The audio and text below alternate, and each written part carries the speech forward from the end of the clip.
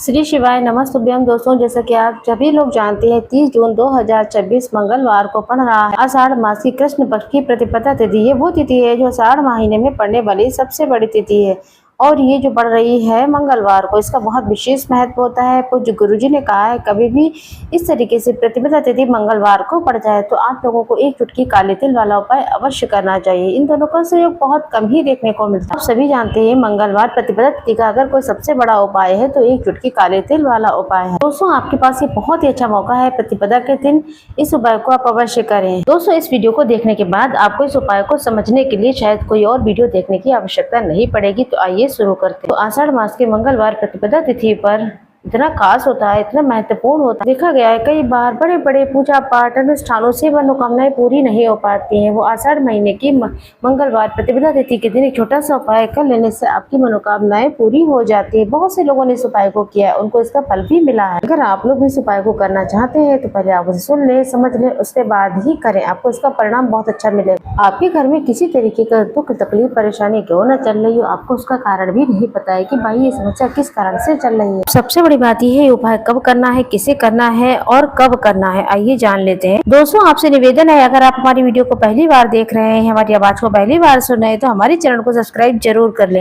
और comment box में श्री शिवाय नमस्तुभ्यम जरूर से लिखिएगा। देखो, घर में जो बड़ी माताएं बहनें होती हैं उनमें से कोई एक बड़ी माता बहन इस उपाय को कर सकती है।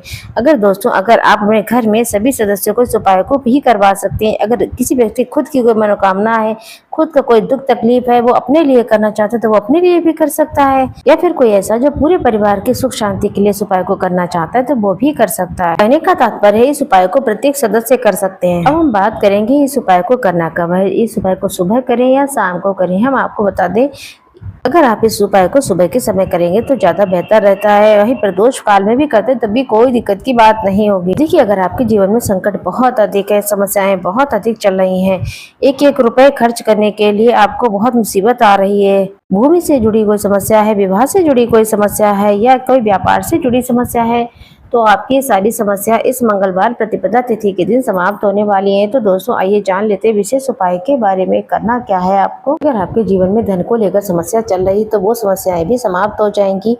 देखिए, गुरुजी ने बताया है जब भी मंगलवार प्रतिपदा तिथि के दिन अगर कर्ज मुक्ति के लिए कोई उपाय कर लेना चाहिए, वही धन प्राप्ति के लिए भी कुछ उपाय करने चाहिए, विवाह संबंधित कुछ उपाय भी कर लेना चाहिए। तो आइए गुरुजी के द्वारा बताया कि सबसे पहले उपाय के बारे में जानते हैं।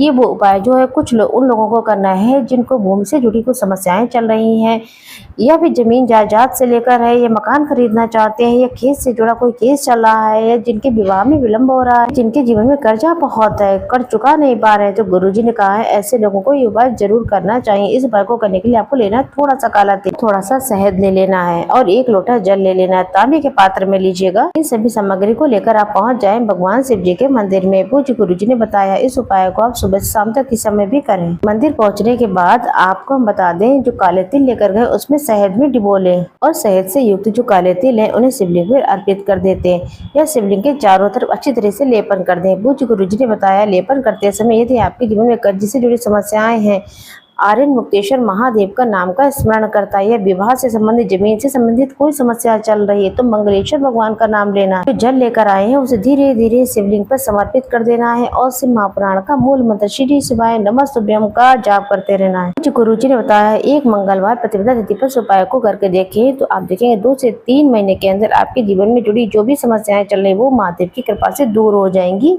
अब हम बात करेंगे दूसरे उपाय की। एक बेलपत्र लेनी है और लेना है आपको 1 लोटा जल और शहद। मंगलवार का दिन है, प्रतिपदा के दिन शहद का उपाय अगर हम करते हैं तो महादेव हमसे बहुत अधिक प्रसन्न होते हैं, हमारी मनोकामनाएं पूरी करते हैं। दोस्तों, अगर बेलपत्र नहीं मिल पाती है तो आपको शिव जी के शिवलिंग की जो बेलपत्र पुरानी होती चढ़ी थी उसे ही ले ले, उसे धो ले, साफ कर ले, उसका ही इस्तेमाल कर सकते हैं। सारी चीजें लेकर पहुंच जाए मंदिर में। मंदिर पहुंचने के बाद आपके पास जो एक बेलपत्र है, बेलपत्र की जो सबसे बड़ी वाली पत्ती होती है, चिकनी वाली साइड होती है, उस पर शहद का लेपन कर देना है। यानी कि बेलपत्र की जो बड़ी वाली पत्ती होती है उस पर आपको शहद का लेपन करना है। अपने हाथ की हथेली पर रखना है। जो भी कार्य अटक रहे, अगर नौकरी को प्राप्त करना चाहते हैं, बहुत से लोग ऐसे होते हैं जो अपने जीवन में बहुत मेहनत करते हैं लेकिन धन प्राप्त नहीं कर पाते। अगर किसी व्यक्ति को सफलता ना मिले तो मंगलवार के दिन इस उपाय को अवश्य करना चाहिए। अब आपको जिस भी कार्य में सफलता प्राप्त करनी, उस कार्य को सफल बनाने के लिए महादेव से प्रार्थना करनी है। जो एक बेलपत्र उसे भगवान शिव के शिवलिंग पर समर्पित कर देनी है। बेलपत्र की चिकनी साइड जिस पर वो आपने शहद लगाया है वो शिवलिंग के ऊपर स्पर्श करनी चाहिए और जो डंडी है वो जलाधारी की तरफ रहेगी। और जो एक लोटा जल लाए हैं उस शिवलिंग को धीरे धीरे करके आपको समर्पित करें। श्री शिवाय नमः शुभम का जाप करते रहें। जैसे ये जल शिवलिंग से होता हुआ जलाधारी की तरफ आएगा, उसमें से थोड़ा सा सीधे हाथ के तले में जल प्राप्त कर लेना है। इस जल को थोड़ा अपनी आंखों पर लगा लें, अपने ऊपर छिड़काव कर लेना है। पूज्य गुरु जी ने बताया जब भी हम मंगलवार के दिन शहद वाली बेलपत्र शिवलिंग पे अर्पित करते हैं तो उससे हमें महादेव हर कार्य में सफलता प्राप्त करवाते हैं। अब हम जानते हैं अगले उपाय को।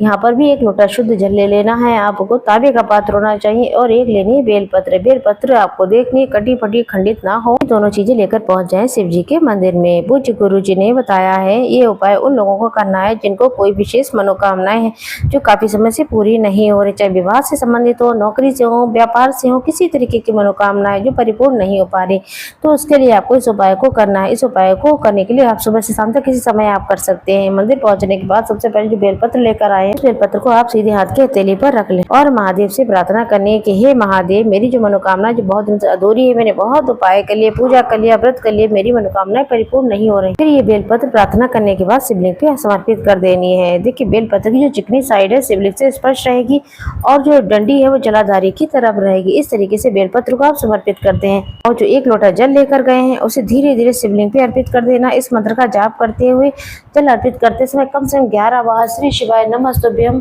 या फिर ओम नमः शिवाय इस मंत्र का आप जाप करते रहें। कुछ गुरु जी ने बताया है इस तरीके से 30 जून प्रतिपदा के दिन इस उपाय को कर लेता है, जो मनोकामनाएं पूरी हो जाती हैं।